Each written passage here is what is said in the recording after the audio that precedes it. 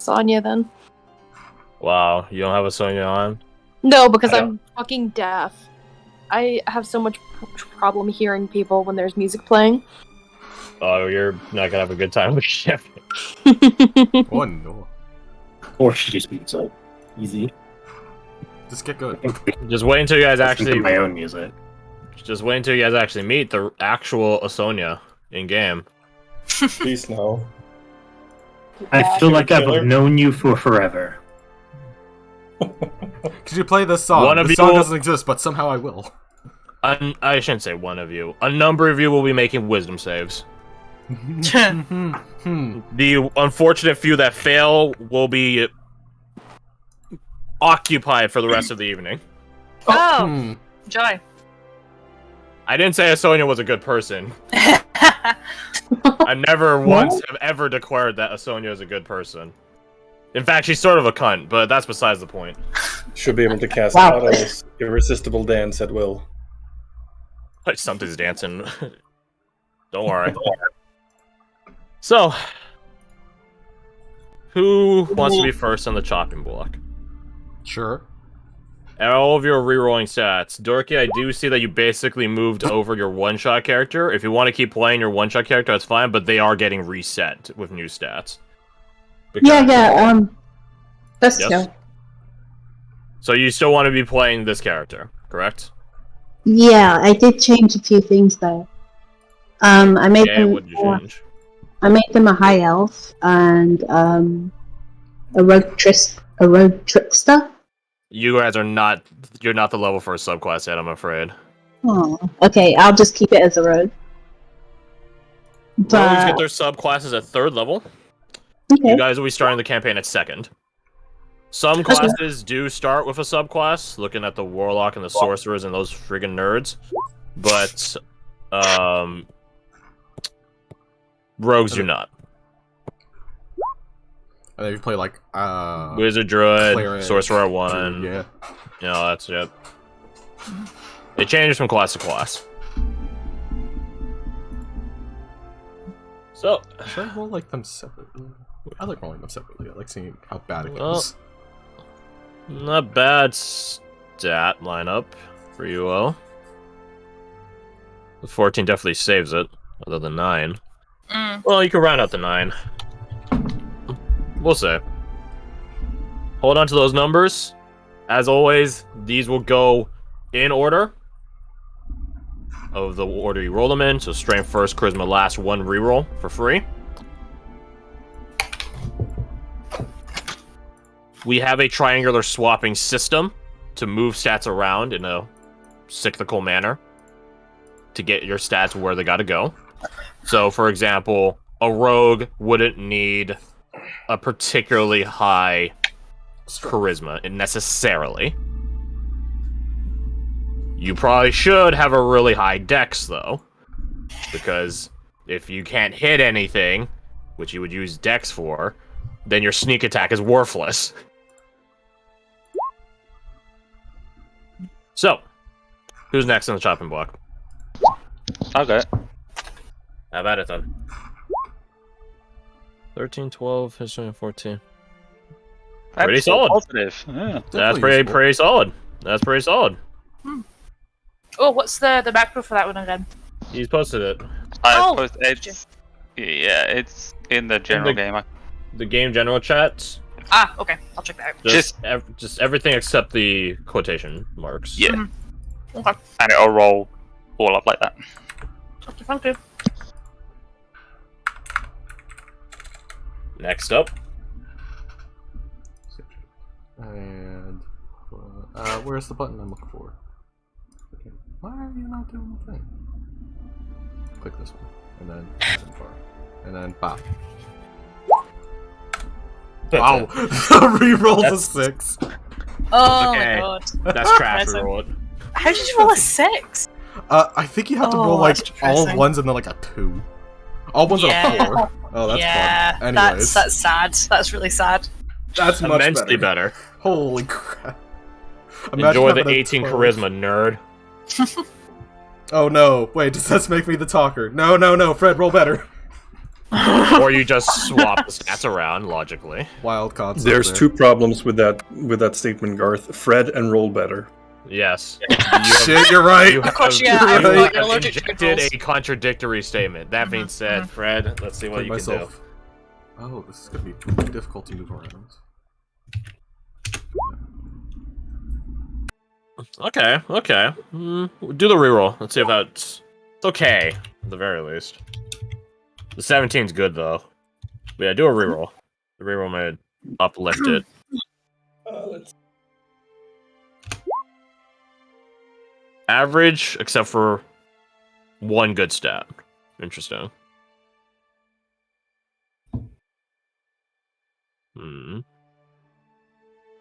Oh, I'm doing calculations in my head.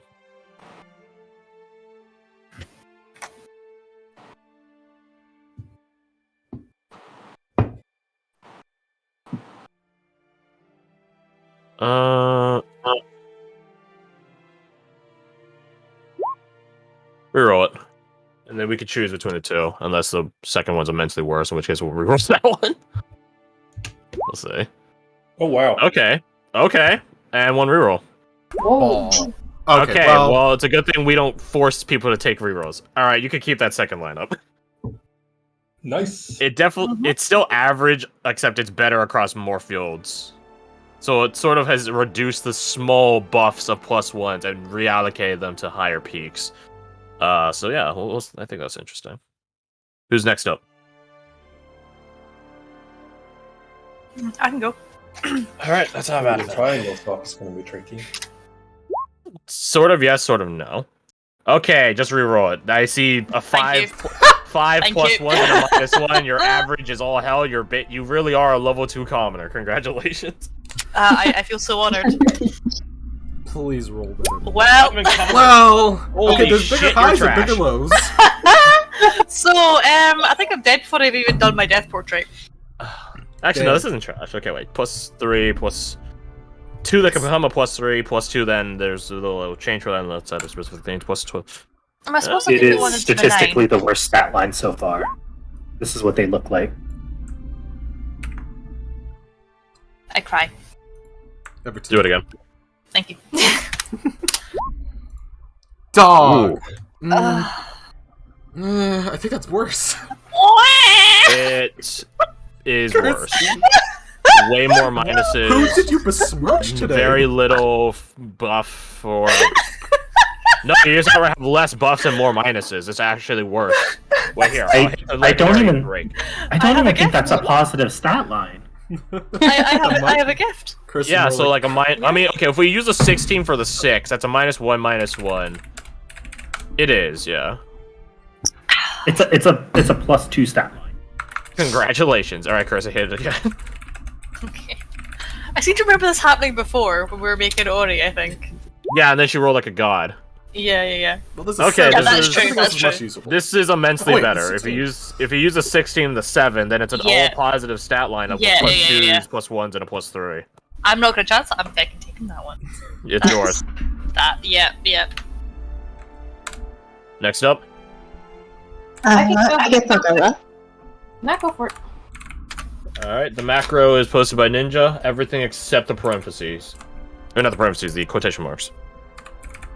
Just copy and paste that and drop it into the Roll20 editor, and that will give us your stat lineup. Also, thank you, Ninja, for making an easy macro for everyone. I you. have other macros as well. I Any have a macros, potion man. macro. And a Oh yeah, we trigger have that too. Yeah, somewhere. We had to pour it into this one, whatever. That's for later. God, I added way too much sugar in this. Those certainly are numbers. It's Yes. it's +1, isn't it? Mm-hmm. It's just a +1. That is bad. Yours are also trash. Hey. All right, need not roll it back up. You can just hit up on the arrow keys and then hit enter again. It'll draw in the last command that you just did. Yeah, I have it. I have it copied and pasted. I wasn't sure if it was me or Dorky going though. That's why it took so long. This looks Zero, better? five. Question mark. +5. It's better in the sense that it's not just like a Nines +0 and across the tens. board. What did you say it was? 12 plus 5? Yeah. Okay, yeah, calculates. Hit it again. Again? Hit it again. I'm making heroes of you bunch, not statistics. At least the Ironic. 17. That's a +7. Quite a good one, yeah. But the 17 reroll makes this really good by itself. That's your lineup. You can put the 17 where you so see fit. What everyone often does is just put in the lowest stat, but it's up to you.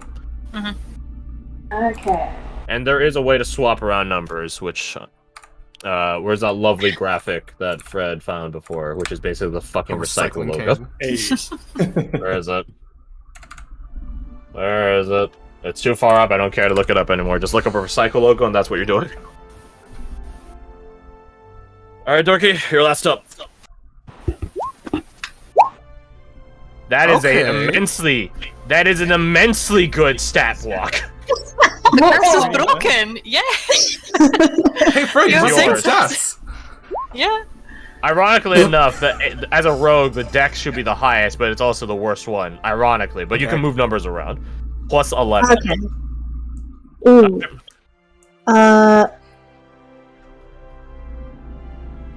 If you have any questions, please let me know now. I'd rather you guys learn the fundamentals so you don't fudge it up later, and then I get frustrated, and I'm like, why didn't you ask back then? Which is now. Well, if we're going for question time now, I have so many questions on where to put things.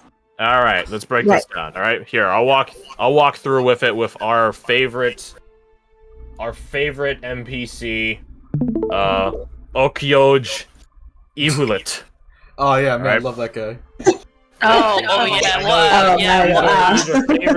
He's your favorite NPC. Just kidding. We all know that's Jessie because she literally gave her eyesight to bring you guys back. But that's besides the point. He's alright.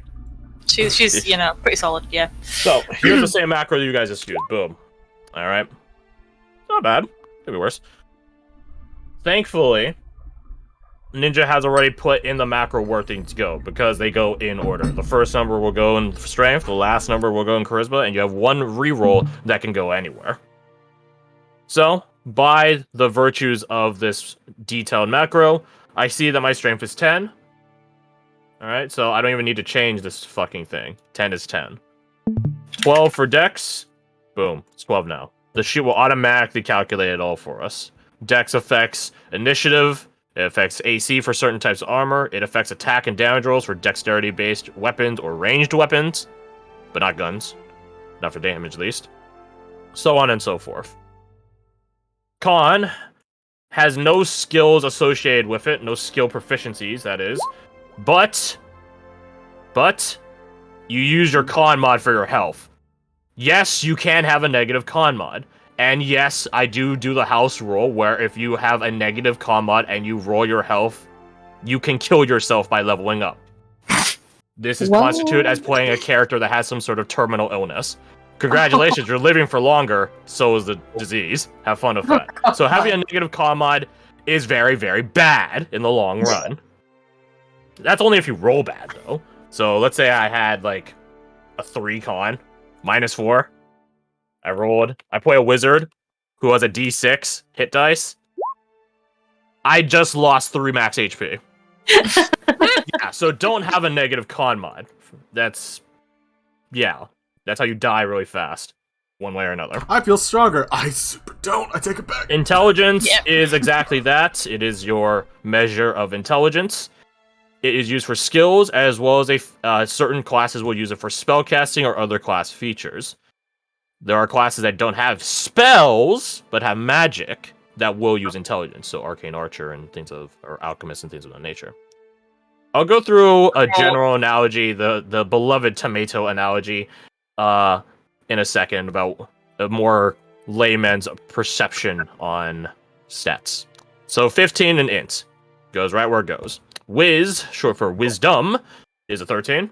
Wisdom is street smarts. It is also used for certain types of spellcasting. It's used for a good number of skills. Charisma is charisma. How charismatic are you? Correct. You get one additional language outside of what you would know in your home territory, which is a big point we'll get to later. You can get other things beyond that equal to your int mod. So if you have a +2 int mod, like Okioch here has, they can grab 2 other languages of their choice, with one exception. No one gets Celestial. Celestial is off the board for everyone. In my setting, Celestial, if you can speak it, you are speaking every language known to mortal mind across time in one instance. So basically, if the gods wanted to, they can make you insane by saying hi at you in Celestial. So, oh yeah, big point. This changes across D&D settings. Some settings in D&D have the gods requisite or require followers to have power. My gods are not like that. My gods are powerful with or without followers. In fact, some gods don't even want followers. They're still plenty powerful in their domain. So they don't need your hopes and prayers. They can smite you or say hi to you and kill you anyways. So don't think about that. Yeah, that's basically it right there. Yeah, be not afraid. Old school angels, seraphim, lovely things. It's more of... That's always the term or the thing, right? If you actually see an archangel in that form, that means you're a prophet, which means you just got the worst group project in all of history. You have a group project with humanity. Yep. And you're just like, fuck! I gotta convince all of humanity to do this? Yep, sorry, bud. If you see a seraphim in like a human form, that means like you get like you have a more low degree of importance, which is better. So yeah. We have our stat block right here. I have a 14, which I could put anywhere. In theory, I could put the 14 in strength if I wanted to play like a fighter or something. But that's only if I were okay with having a 9 in charisma. Or you could be the little... Well, it's not mid-maxing, all right? Let's I want to point that out.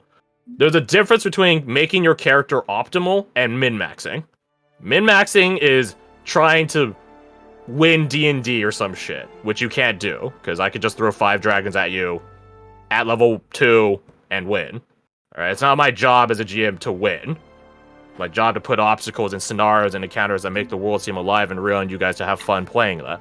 It's not for to win. Does that mean I pull punches? Well, yeah, 100%. Because again, I could just throw 5 black dragons at you guys at level 2 and watch you guys get melted by acid. It's not our job to win as a GM. It's our job to be the world. And yes, that means I also won't help you guys in certain scenarios as well.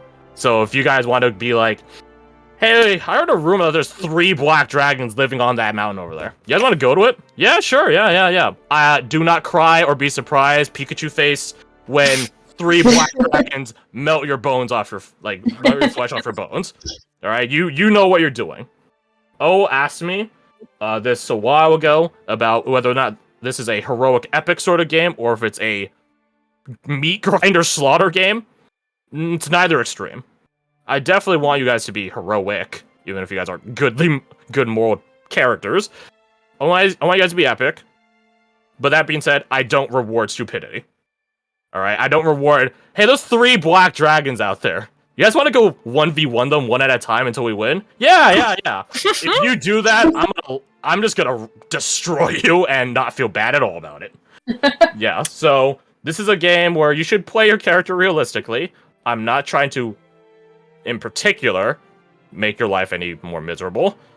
That being said, I'm not giving you wanton freedom like a person with some sort of assisted suicide clause. Go out in the world and just go fight whatever you want and expect to win. No. Pick your fights wisely. And retreat is always it's not always an option depending on what scenario you guys get yourself into. But you can run away from things. Will your friends call you a coward and a craven? Maybe, but that's not on me. That's on your fellow players. So, back to this. I can put the reroll anywhere I want. I say I'm going to steal a page on a ninja's book. I'm going to play a warlock. So I'm going to put the 14 in my lowest stat, which is thusly 9 goes for 14. Warlock King. Yeah, you and Okioge will be real best friends, huh? So, Question. who did you sell to? It's a long story. What is your question? So I'm going to be playing as a bard. So what kind of stat would I rely most on? As a bard, your spellcasting attribute, which is listed in DCs and spell attacks and stuff like that, which we'll get to later. But your spellcasting stat is charisma. That being said, different types of bards might prioritize different things. So I know O is planning on going sword bard. sword bards, unsurprisingly, use weapons. And outside of going into other classes and subclasses or whatever, you would need a physical stat to wield a weapon properly, or more than properly, use it optimally. So, O might prioritize strength or dex over his charisma. You, as a lore bard, you actually don't have proficiency in like the array of weapons a sword bard will have, because he's not a sword bard yet. So thusly, you have less of a reason to prioritize strength and dex, and more of a reason to prioritize your character's casting stat, which is charisma. Okay. Wisdom and intelligence are for skills. If you look in your guys' skill proficiencies, you'll see in parentheses in a lightly grayed color a stat associated with it. Dex, int, strength, charisma, and so on. None of them have con. There are times where I will use alternate stats than the ones listed there. So, religion as a default skill is an intelligence-based skill. This is you memorizing hymn and mantra and dogma. But maybe the application of religion to a commoner or to an orphan child, one who just lost his parents and is really distraught, it won't be an int thing. You won't go, well, actually, kid, well, I'll have you know that your parents' tragic death was a part of the gods' plan. Yeah, it's not really going to go really well with the kid. You're going to run away or, like, spit in your face and, like, run off somewhere. Yeah, don't do that. Then, and such points, I would say maybe make a religion wisdom. So, just so we have all the bases covered, a roll is broken down into a set of things, depending on what sort of roll it is. The most common rolls being skills and attack rolls. You guys can see in my chat box there, I put 1d20. That's the roll that we use for a lot of things. I want to say 80% of things. This is a d20 based system.